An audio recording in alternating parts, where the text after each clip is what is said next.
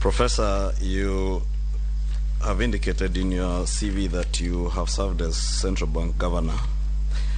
I would want to know how many banks collapsed under your watch as CBK governor. Two, at the time you were CBK governor, Professor, we have two sworn affidavits in our files, both deponents alleging that you were adversely mentioned in the sale of the Grand Regency Hotel, and you also face abuse of office charges involving irregular award of a 1.2 billion shilling security tender while serving as central bank governor in 2014.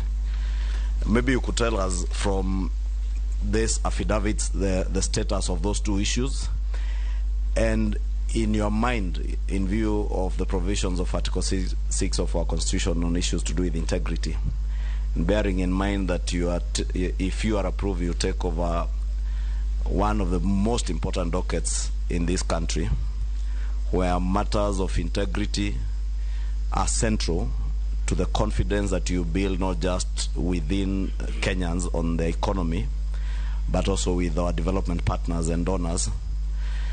Do you think, with such allegations being leveled against you, you are the right man for the job? Are you the man who will inspire confidence in the economy, considering that, as we have stated before, I think it's common knowledge among us Kenyans that our economy is not doing well at all, and we need a man in the National Treasury who will not only inspire confidence with Kenyans, but also with our development partners.